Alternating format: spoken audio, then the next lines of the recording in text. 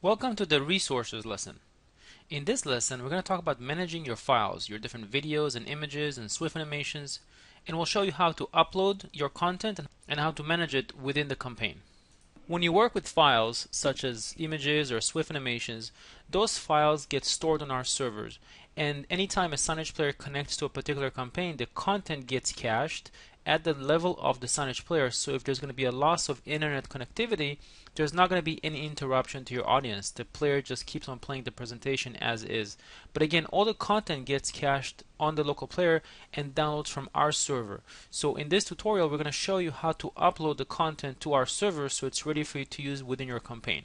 Now keep in mind that we also support linking to external resources. So if you wanted to host videos or images or Swift animations on your own private web servers, we also have the ability to link via an external component, but we do have a different video tutorial for that. Over here you can see the different video file formats that we support.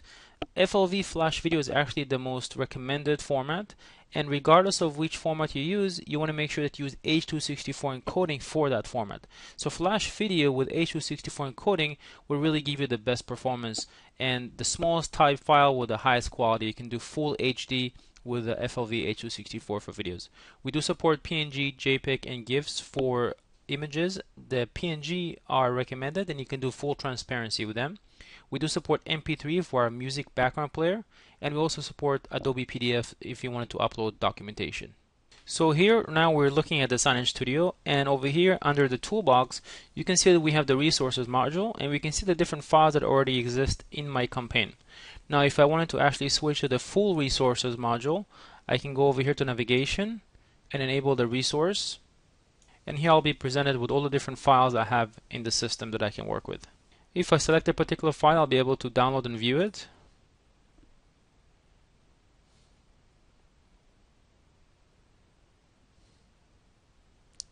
If I wanted to create a snapshot or an image of that resource, so it's going to be easier to work with on the timeline, I can click on the camera icon just over here, move the rectangle around, select the area I want, and click OK. This created a thumbnail for that resource. Let's go ahead and view all the thumbnails that are available. So I'm looking at the same resources, but I'm just looking at them via a thumbnail view, and you can see that I've created a thumbnail view for my resource. If I switch back to my timelines, I can select the same resource that I've created the thumbnail for and drag and drop it to an empty channel. So it's easier to work with resources that they've created a thumbnail for. If I select another resource that doesn't have a thumbnail, you'll see that we just see the default icon. So thumbnails make it a little bit easier to work with resources on the timeline. I can also add resources to scenes. So let's switch to the scene editor. Make a little more room here. Go to my resources, select the video file for example, drag and drop it.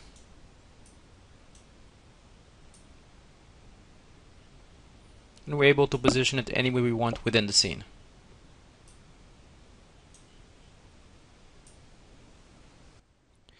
Next, let's go ahead and upload a resource from the local computer and save it so it gets uploaded to the server so we can actually use it in the presentation. So go ahead and click on the plus sign right over here and go ahead and select from local. Switch to a directory. And we'll make sure that only images are selected right now to filter by. And you can hold down the control key and select multiple resources if you want to upload multiple files at the same time.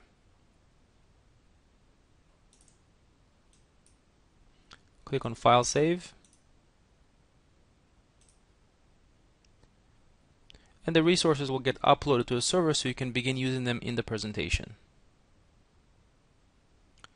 Let's confirm that the resources did upload properly. So I know one of the resources was named logo, so I'll go over here and just type the word LOGO, and I can filter by its specific name. So I'll go ahead and select it, and sure enough it uploaded properly. So you can use the filter right here to filter for specific names. If I wanted to see all the resources that have the number 133 in them, I can just type 133 and filter by that string. Another way to manage resources is with folders. So in order for you to create folders, all you have to do is select one particular file. For example, if I'll go ahead and select my logo again, and decide that I want to put it inside a folder called ABC. And therefore what I'll do is over here under its properties, I'll go ahead and put a /A, /B, and /C. And therefore what I'm doing is I'm creating a 3-level directory structure, and the logo PNG will actually appear in all 3 levels. And I'll go ahead and press on enter. And you see that now we've created a 3-level folder structure, and the logo will appear in all of them. So let me go ahead and just remove the filter right over here. I'll select A, B, or C, and you can see that the logo appears. If I select on all, I'll see all resources. Let's go ahead and select the 661 FLV video and go ahead and put it in the /A and /B folder and press on enter. And now if I'll go back to my C level, you'll see that I'm only going to see my logo resource, but if I go to the B level, I'll see both the video and the PNG image. And so this allows you to create a multi-level filter structure using folders. Next, let's go ahead and review some of the properties that you can view and set for each resource. So over here you have the resource name that you can change. You also have the folder structure that we've just explained. You can see right here the width and the height of the resource, which is very important because if you're going to upload this resource and assign it to a particular screen division or to a scene, you want to make sure that it's exactly the right width and height so there's no skewing. And you can also see the total size of the resource. The access keys are done for security, and we've covered that under the privileges video tutorial. One very important property is the total time, and you can see it right now. The total time is 0. It really is just default. But what this means is that when you set the total time, when you drag this resource to the timeline, it will by default occupy the length of the time that you set here. And of course you can still modify it at the level of the timeline, but it just makes it convenient to set it here so you have a default resource time. And so let's try this out. We'll go ahead and set a default time of, let's say, 10 seconds for this resource, and go ahead and switch to our timelines. Go ahead and make a little bit of room here for this resource. You can see that it's already selected. Go ahead and drag and drop it to the timeline. And you can see that by default it will occupy exactly 10 seconds, as this is the default resource length. And of course, as I mentioned, you can still modify the length if you'd like, but by default it occupied 10 seconds. There are a few other ways that you can upload resources to your presentation. You can click on the plus sign right here and select from shared to access our shared library of resources. You can also upload resources from Flickr. So if you click over here, and let's go and type in dogs and click on search, and you can see there's a whole bunch of nice quality pictures. Let's go and select one and press OK. Remove the filter, scroll down and select our new resource, and here's the nice image. Now you do want to make sure that you do have copyrights to this image, so this is something that you need to check on the Flickr website. Next, I wanted to show you how easy it is to search and replace resources on the timeline. So let's switch over here to the timelines. And let's say that I wanted to replace all the resources on channel 0 that have the number 6 in them. So all I have to do is simply select channel 0, go over here to the search bar and type the number 6 and click on search.